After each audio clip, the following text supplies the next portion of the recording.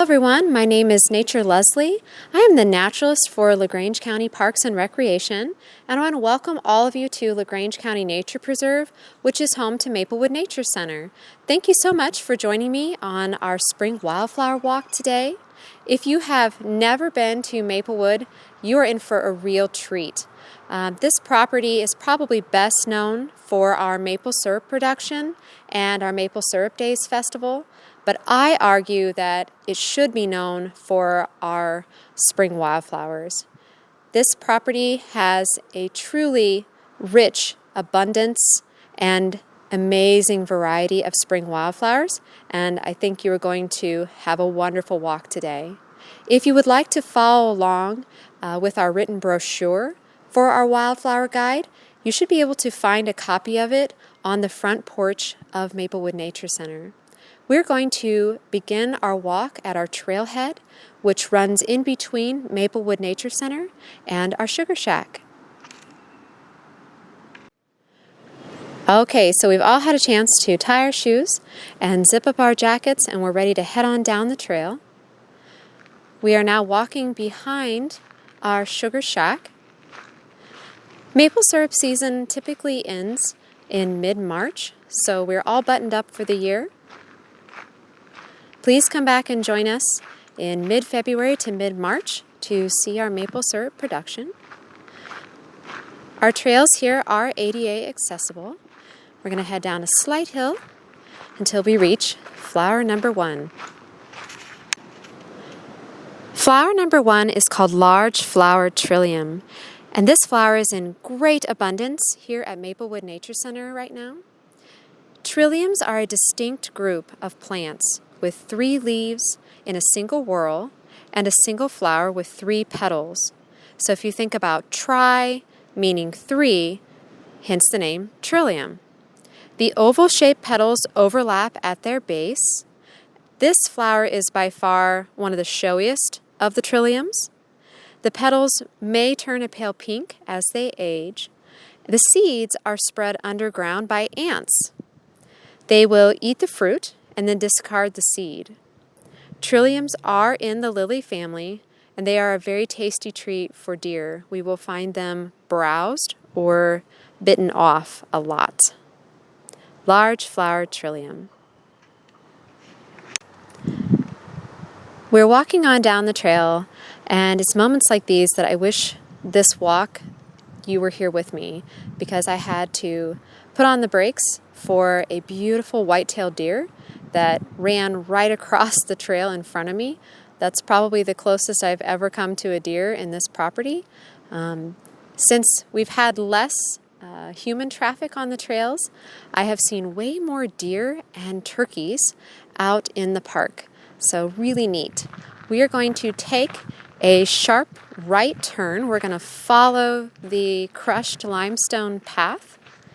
There is a trail that you can take off to the left that is not limestone, but we're going to head to the right. I am stopped in front of marker 2 on our wildflower walk. This is Mayapple. Mayapple is recognizable by its umbrella-like leaves on a thick stalk. Only the plants that have a pair of leaves will bear fruit. If you can crouch down and kind of pull one of the leaves to the side, you will see that fork, and there will be a bloom in between, hidden underneath the leaves. The daisy-like flower is suspended in the fork of the stalks. The flower typically blooms in May. The fruit that follows is egg-like in appearance. It can be eaten, but only when it is fully ripe. This plant does have a reputation for causing gastric issues, so be very careful, and that is putting it mildly. It's known for inducing vomiting, diarrhea, lots of intestinal distress. The roots of this plant are poisonous.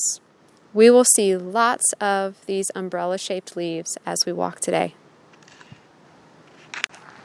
We are now walking, and we're approaching a fork in the trail. You'll want to stay on the main vein and not veer to the left. The trail to the left is equally as beautiful, That portion of this property is owned by Acres Land Trust, but we are going to stick to the right again. We have now come to marker number 3, which is wild geranium. It'll be on the right side of the trail. Wild geranium is like a ground cover. You'll find it in great abundance here at Maplewood, and it is extremely common all across the state of Indiana as well. And it does make for a nice landscaping plant in shaded parts of your landscaping at home. Wild geranium has leaves that are palmate, which means that they look like the palm of a hand. Each leaf typically has 3 to 5 deep toothed lobes. Most often there are 5 lobes. The flowers range in shades of pink or purple, a lavender color. They have 5 petals. This flower is also called crane's bill, and that is in reference to the shape of the fruit that comes later in the year. We are now approaching marker number 4. This is rue anemone. Now, true rue anemone has leaves that grow in a whorl beneath the flower in 3 groups of 3. To me, the little leaves look like animal paw prints, like a little kitty print. The flower will have 5 to 10 petal-like sepals that are white or pink in color. False rue anemone looks very similar, but it will have 5 sepals. The word anemone means a plant in the buttercup family with lobed leaves and flowers that do not have petals but showy sepals instead. So because those are not petals, they do tend to stick around a little longer. So rue anemone has a long blooming period in comparison to a lot of the other spring wildflowers that we will look at. Okay, let's keep walking.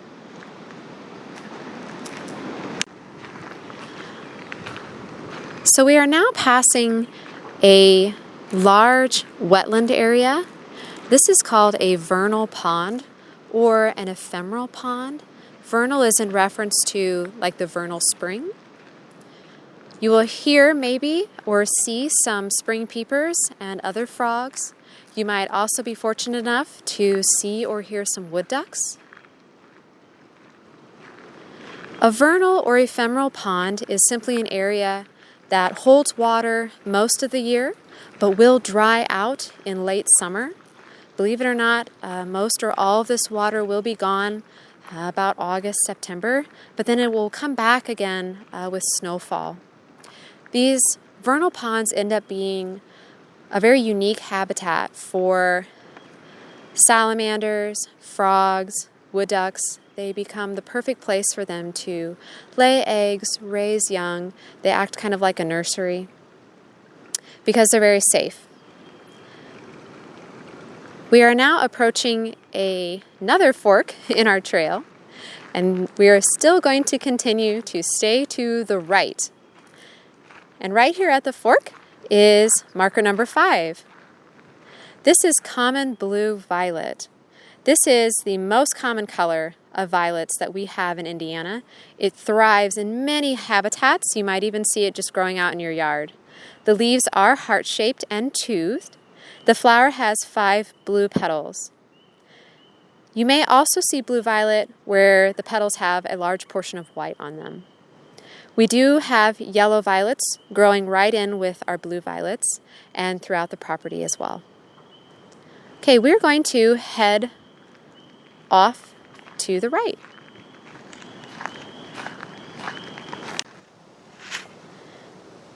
Okay, we are now standing in front of marker number 6. This is for wild ginger. Wild ginger is another shade-loving ground cover plant that you will see here at Maplewood in great abundance. This plant is typically found in little colonies. It has velvety, heart-shaped leaves that are aromatic if you crush them. The flowers are usually hidden, and they're growing from the fork of 2 of those heart-shaped leaves. The flowers are a purple-brown or maroon or burgundy color. and they have three very sharply pointed lobes that kind of taper out to a point. The roots are a good substitute for the commercial Chinese ginger that we find in the grocery stores. If we turn to our left and continue walking along the trail, you're going to see marker number 7 right down the trail in front of you. It is for spring beauty. And spring beauty is perhaps one of the most common spring wildflowers of Indiana. It has very long, narrow, simple opposite leaves. The flower has 5 petals, and they are white or a pale pink color. They very commonly have pink stripes down the petals. Their tubers, or corms, were prized by the Native Americans as a tasty morsel. When you cook them, it's very similar to a potato. It's a very sort of starchy little root. Spring beauty is on its way out, so we're seeing the last of the blooms. So we are continuing to walk, and we have rounded a bend, and we're passing by a park bench. Feel free to stop and take a pause if you need to. There are sugar maples on both sides of the trail right through here, and I just thought that I would take a minute and point them out. They're not on our wildflower trail, but this is a little bonus item of listening to me lead you down this trail. If you walk up to one of the trees on either side of the trail, you should be able to see lots of what I call belly buttons. Those are these scars from previous seasons of maple syrup where the trees have been tapped, and you are seeing where the tree has healed itself. It's healed that tap hole, and it now just has what I think look like little belly buttons. So you can walk up to our sugar maple trees and count the tap holes and try and figure out how many years we have been making maple syrup at this property. As we continue to walk around this little loop, we are approaching marker number 8 on the right-hand side. Marker number 8 is for blue cohosh. The flowers for this plant are very small. They often go unnoticed. They are yellow-green or even like a green-purple in color. The showy part of this plant will come much later as the seeds. The seeds appear as very bright blue berries. This plant looks very similar to early meadow rue, which will be blooming later. All right, we're going to continue on around our loop, and we will get to yet another fork in the road. Okay, so we have finally approached a rather large fork in our trail system. This time we are going to go to the left. We're going to stay to the left for our walk, and this will take us back out to that main vein that we were walking down. If you're walking with your kids, you can ask them how many hundreds of thousands of Mayapples and large flower trilliums do you think are at Maplewood.